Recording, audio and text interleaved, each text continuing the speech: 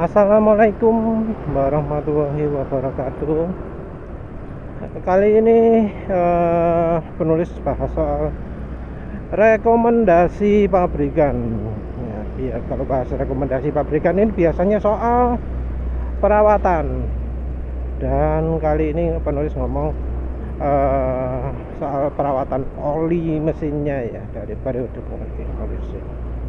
Jadi waktu penulis posting di Facebook ya, seperti yang sempat penulis singgung sebelumnya soal kekentalan, penulis protes nih, orang kok pada menyarankan pakai oli encer, pakai oli sesuai rekomendasi pabrik, tapi kok ya lebih awet kok motor yang olinya kental. Ditakut-takutin turun mesin macam-macam, tapi ternyata pakai oli kental lebih aman. Di situ, di postingan itu jadi muncul banyak komentar, ratusan komentar. Nah, sampai penulis sendiri bingung mau jawab gimana.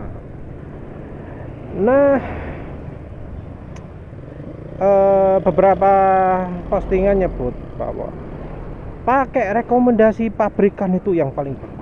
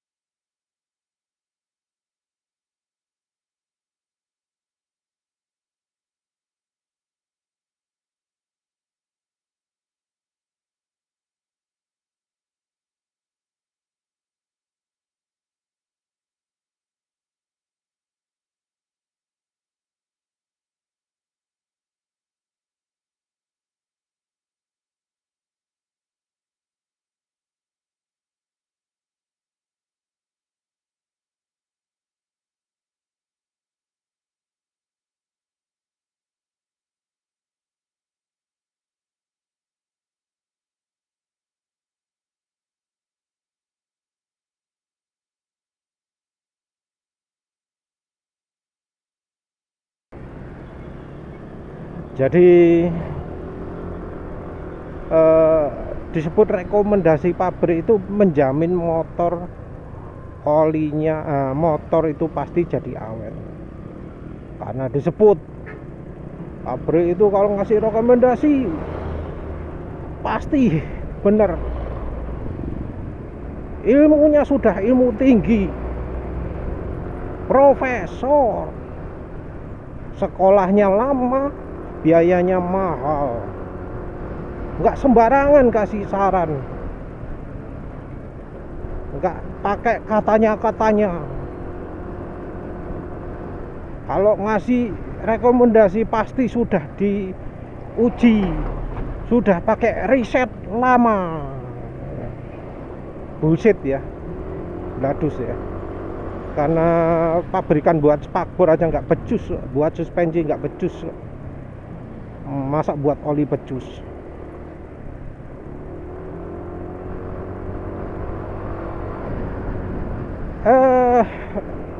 Rekomendasi itu kan bisa dibagi menjadi 3 ya kalau soal oli.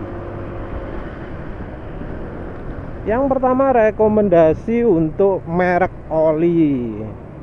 Yang kedua rekomendasi untuk masa pemakaian oli. Yang ketiga adalah rekomendasi untuk kekentalan.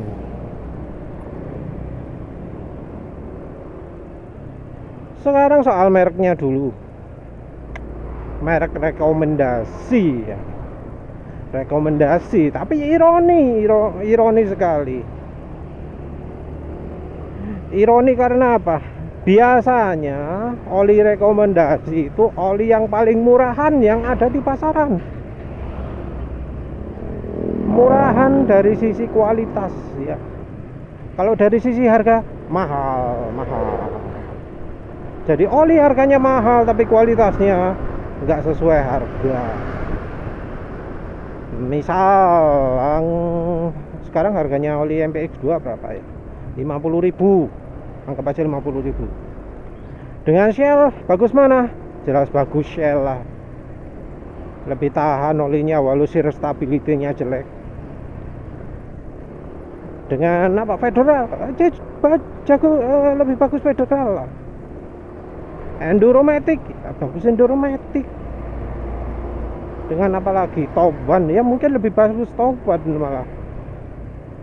Apalagi ya yang oli murah-murah BMW. Nah, pokoknya coba oli segala macam biasanya pasti lebih bagus. Bahkan termasuk Evalup pun. Evalup yang harganya 50.000 ya bagus. Halus. Lebih layak pakai daripada AHM Oil MPX2. Ya malu Supermatic juga gitu. Harganya lebih dari 60.000. Dibanding dengan oli 60.000 lain bagus mana? Ya bagus oli lain lah. Karena ya yang namanya oli rekomendasi kalau untuk Indonesia itu adalah oli yang paling jelek di pasaran. Jadi jangan dipikir oli rekomendasi itu oli yang terbaik untuk motor. Enggak. Oli yang terjelek untuk motor. Dan itulah yang diagung-agungkan oleh mereka yang menyarankan rekomendasi. Paling bagus oli rekomendasi. Nggak ngomong gitu. Ngomongnya paling bagus mengikuti rekomendasi buku manual, mengikuti rekomendasi pabrik.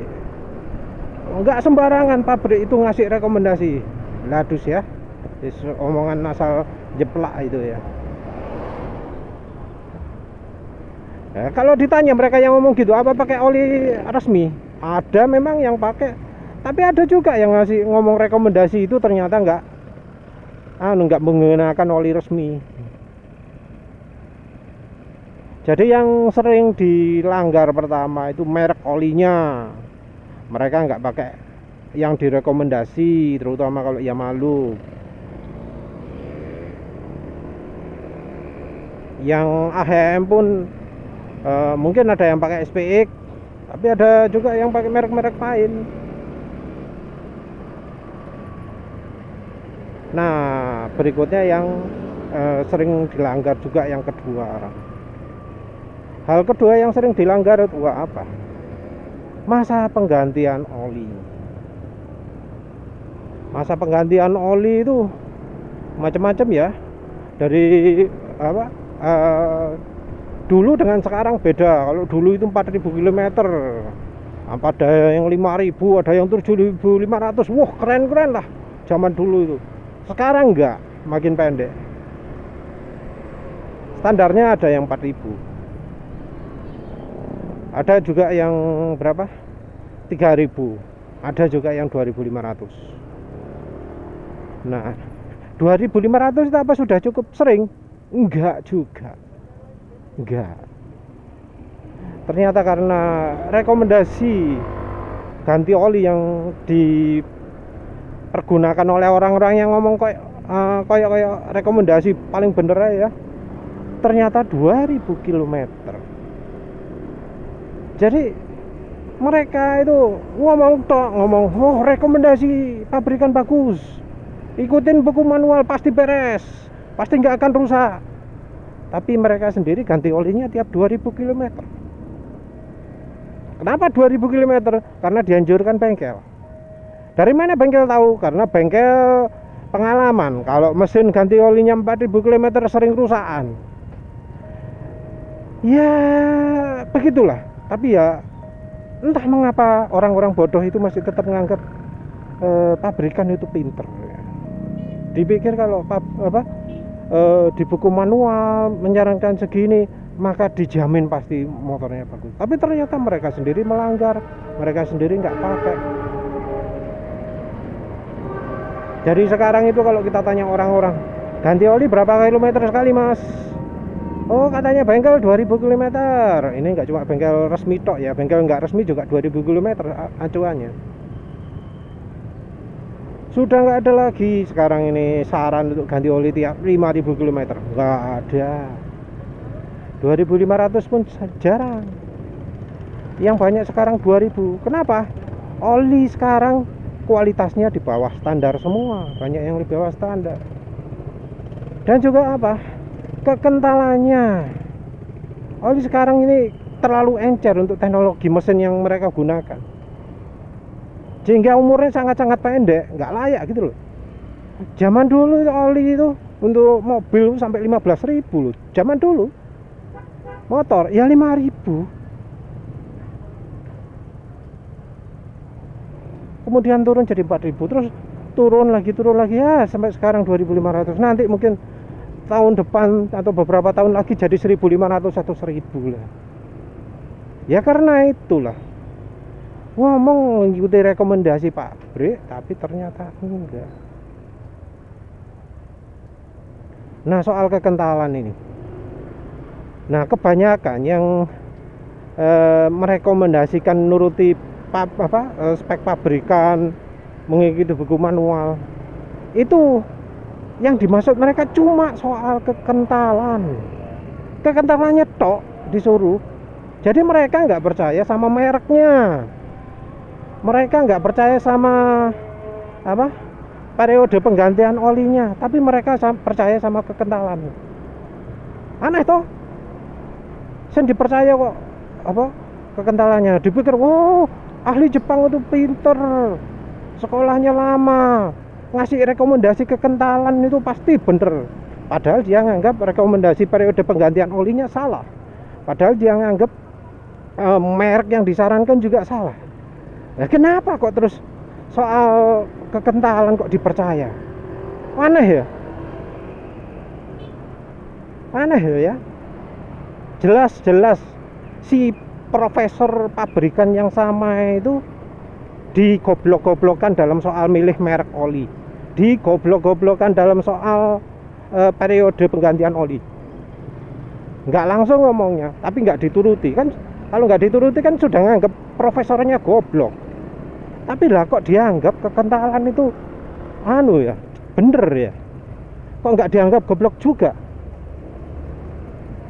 Lawang profesornya, si profesor yang sekolahnya lama, sekolahnya mahal ini salah dalam ngasih rekomendasi merek oli, salah dalam ngasih rekomendasi periode penggantian oli. Kok ya masih dianggap benar dalam memilih kekentalan oli? Ya pasti salah juga lah. Lawang milih periode penggantian oli itu nggak becus, milih kekentalan ya nggak becus juga. Ngapain dipercaya? Ya periode kekentalan ya disarankan pakai 10W30. Nggak mikir mereka. Mungkin di sana di Inggris juga disarankan gitu kok, pakai 10W30. Bagus itu. nggak dipikir bahwa merek oli yang direkomendasikan itu kualitasnya jauh di atas oli-oli di Indonesia. Mereka nggak mikir itu. Jadi mereka nggak berpikir bahwa oli yang direkomendasikan di Eropa, di Inggris misalnya, kualitasnya beda. Oli yang disarankan di Jepang itu kualitasnya beda jauh lah. Kalau kualitasnya oli beda jauh, apalagi iklim juga beda, ya rekomendasi kekentalan, periode penggantian oli, merek oli, ya jangan digubris lah. Kalau nggak percaya sama salah satunya, ya nggak usah dipercaya semuanya. Ada yang ngomong mesin pasti awet, apa nggak lihat bukti? Banyak kasus mesin vampir itu, oli sampai bocor ke ruang bakar, bensin dari ruang bakar bocor ke ruang oli,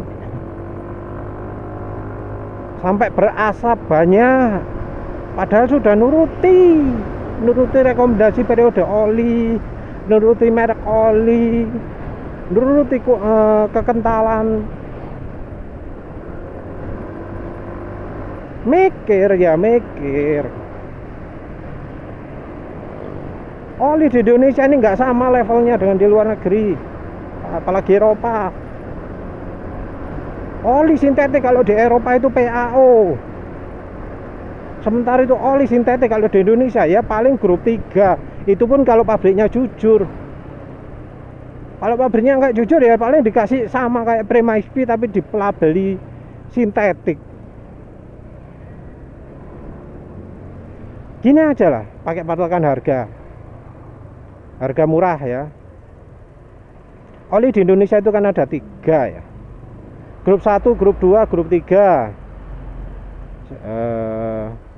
Yang produksi ada Pertamina, entah yang lain ada apa enggak, lokal penulis nggak tahu, tapi katanya harganya mahal. Kalau yang lain lebih mahal dari Pertamina, jadi opsi murahnya itu cuma Pertamina.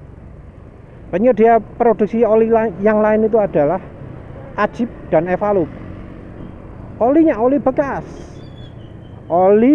yang disuling kembali, kualitasnya setara dengan oli grup 2, setara Prima XP, tapi ya tentu masih dipengaruhi oleh aditif dan macam-macam.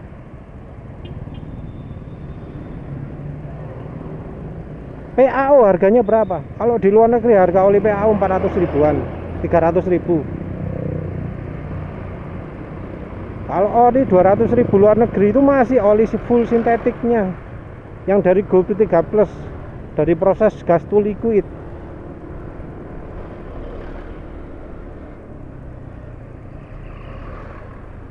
Nah sementara di Indonesia ada tulisan oli 60 ribu full sintetik, ada oli harganya 50 ribu full sintetik. Itu sintetik apa? Ya paling itu sintetik palsu lah.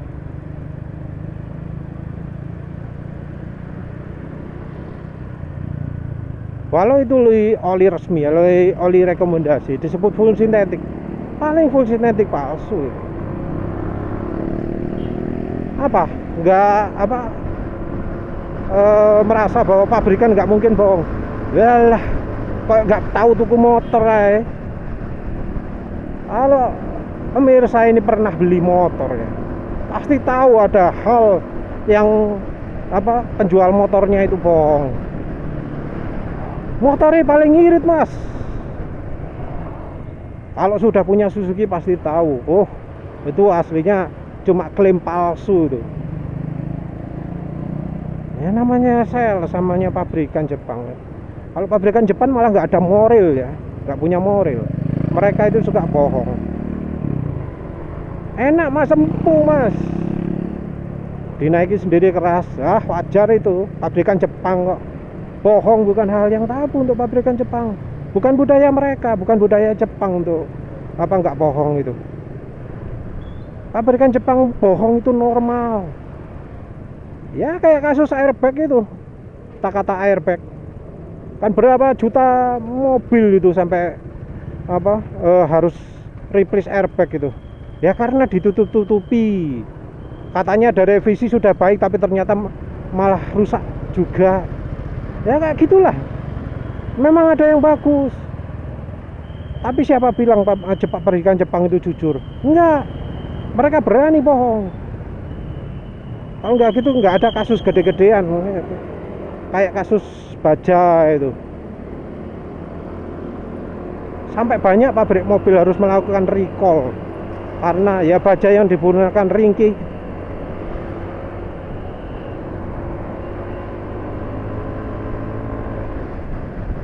Parah lah. Baca-baca lah. Masa nggak ngerti sih. Recallnya rem ABS itu siapa yang buat? Yang buat kampas remnya pabrikan Jepang. Jadi pabrikan Jepang bukan pabrikan yang jujur. Siap-siap dibohongi.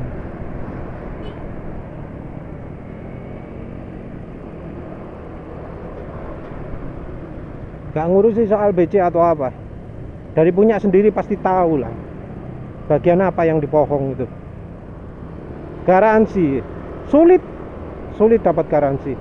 Banyak orang dibohongi oleh jaminan garansi. Termasuk penulis motornya full di ini seharusnya masalah. Tapi nggak bisa klaim garansi. Suspensi keras itu harusnya masuk garansi, tapi mau bilang gimana lagi karena ternyata yang baru sekalipun sama saja. Memang pabriknya nggak becus buat suspensi, mau diklaim garansi apa lagi?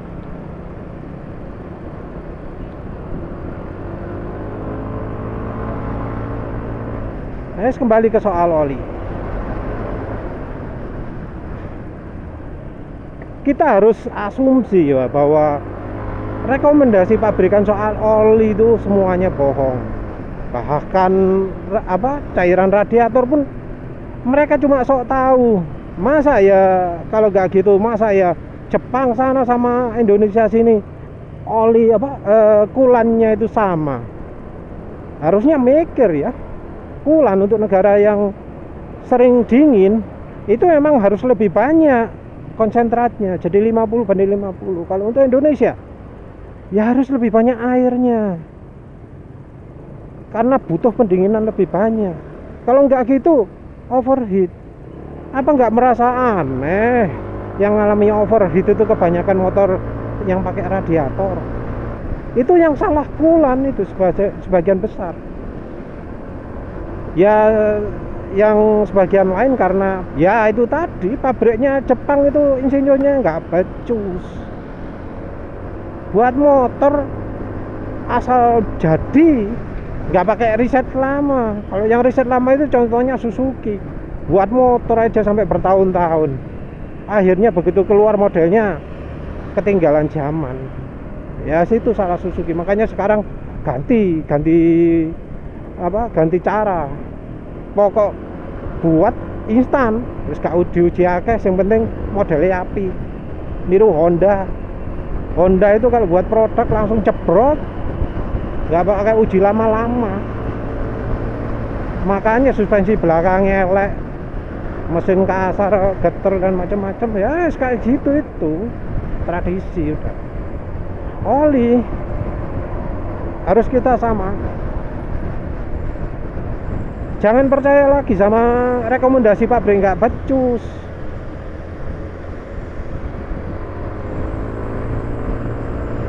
Jadi merek ya jelas jangan pakai merek pabrikan, jangan pakai rekomendasi. Nggak percaya sama rekomendasinya penulis, ya silahkan dicoba-coba. Yang lebih bahaya itu adalah kalau olinya terlalu encer. Jadi coba mulai dari yang lebih kental dari rekomendasi. Apa alasannya? Karena suhu kita lebih panas dari Jepang. Jangan pakai standarnya Jepang, pakai standarnya Indonesia.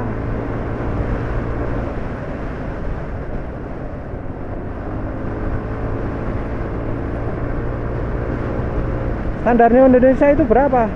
Dari 30 derajat sampai 50 derajat. Kalau nggak percaya silakan ikuti laporannya itu, lembaga meteorologi.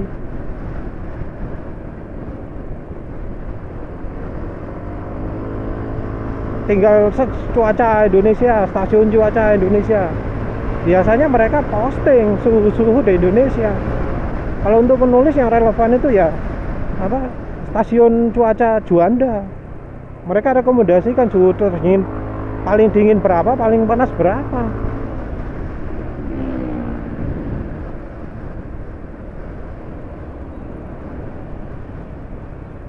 Dan dari suhu itu kita bisa tahu oli itu sebenarnya di Indonesia nggak butuh yang multi grade dari kebanyakan tempat itu.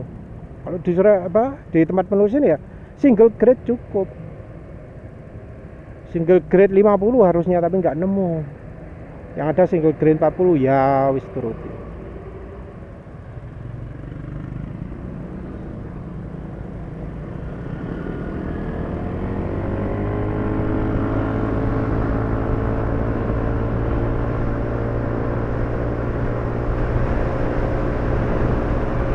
Ya penulis pakai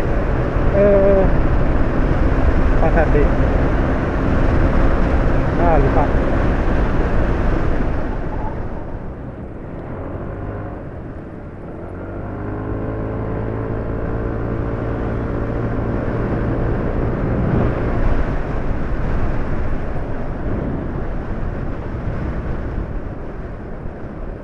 Lupa bahasa apa ya tadi ya. Skip ya, maaf kalau nggak nyambung. Kalau untuk kekentalan ya, kita harus bandingkan apa ya, dari sisi tarikan mesin.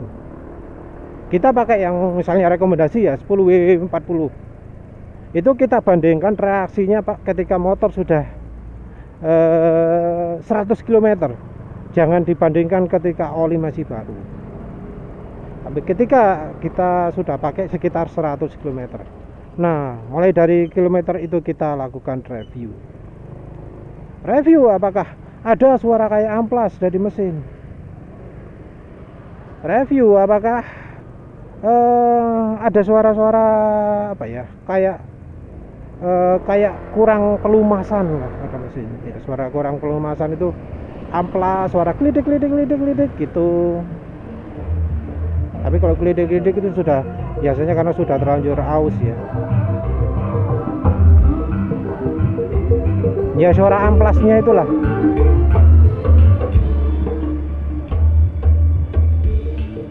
Perhatikan dari itu dulu, kita nggak usah dari yang lain-lain. Dari suara amplasnya dulu. Kita pakai oli lebih kental setelah 100 km. Apakah ada suara amplas? Kalau masih ada, coba ganti merek. Ganti merek dulu. Terserah mau ganti oli apa enggak, terserah. Syaratnya minim 100 km setelah dipakai. Kalau bisa dipakai kencang ya. Kalau pakai biasa-biasa mungkin gimana ya, enggak 100 mungkin ya 500 km. Setelah pakai 500 km apa ada suara kasar? Kalau ada, coba ganti oli lain, merek yang lain. Jangan dari yang setara ya. Contohnya Castrol itu sering beli dari Shell olinya.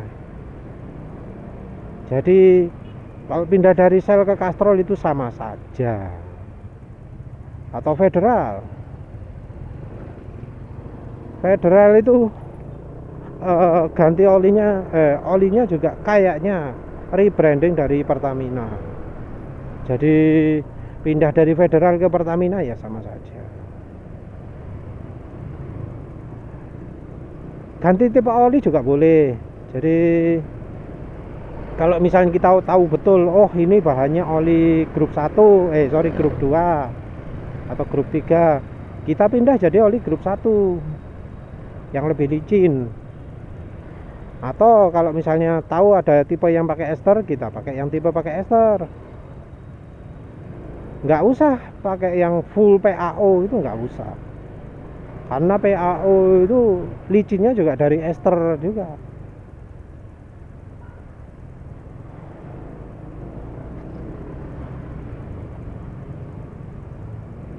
Wes, kita coba dari itu. Kalau cepet misalnya apa ya, pakai nggak pernah kenceng tapi kok 100 km sudah kasar, itu olinya jelek. Jangan pakai merek itu lagi lah, atau jangan pakai yang tipe itu lagi. Terus kita harus coba juga yang lebih kental dari yang ada. Misalnya sebelumnya 10W30, kita coba yang 10W40, masih kasar. Jangan langsung misalnya direkomendasikan, oh oli 0W20 yang ini bagus banget, jangan langsung terjun itu. Ya kita coba dulu. Oh iya, sebelum memutuskan oli tersebut baik atau tidak, sebaiknya diyakinkan dulu. Kita coba minim 2 kali sebelum menentukan oli itu bagus atau enggak. Karena apa? Karena oli itu enggak habis ketika di drain itu, masih ada sekitar 15% di dalam mesin. Jadi kita harus pertimbangkan itu juga. Ya begitu juga kalau menilai suatu oli itu jelek, ya bisa jadi karena pengaruh sampah 15% yang masih tersisa di mesin. Kita ya harus jeli soal itu.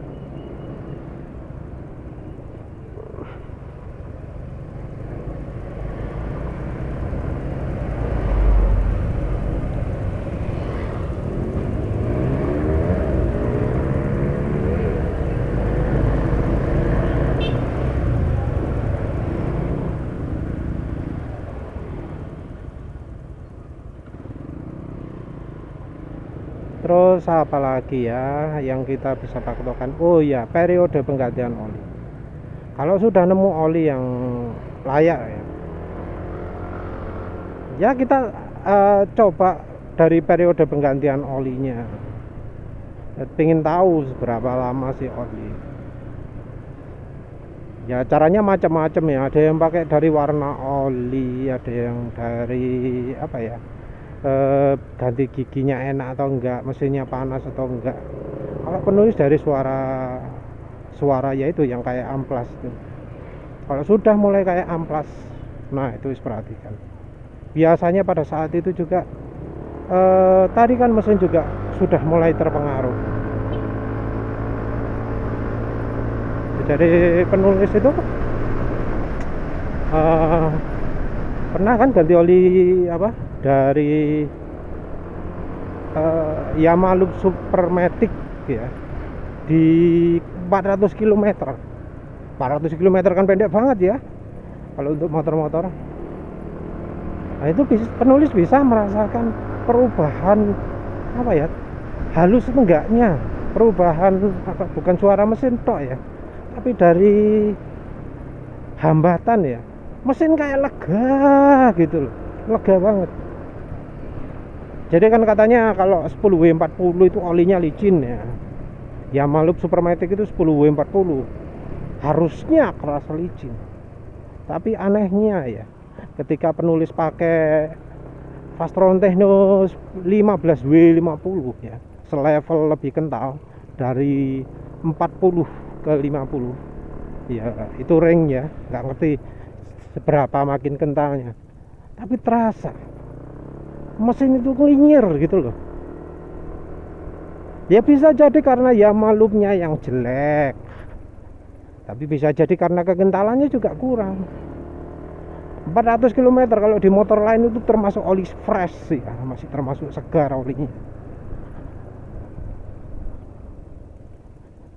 Nah tapi untuk Yamaha Supermatic 10W40 400 km itu sudah over untuk periode penggantian oli.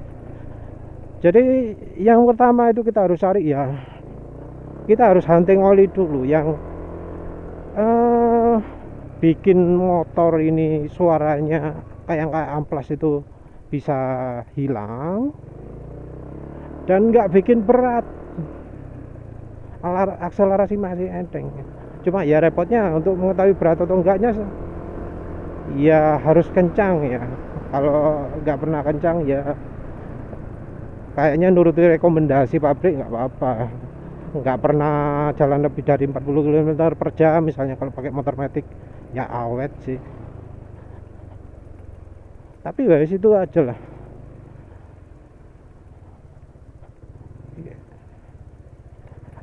Ya wes lah, udah nggak sempat lagi. Terima kasih udah menonton. Assalamualaikum warahmatullahi wabarakatuh.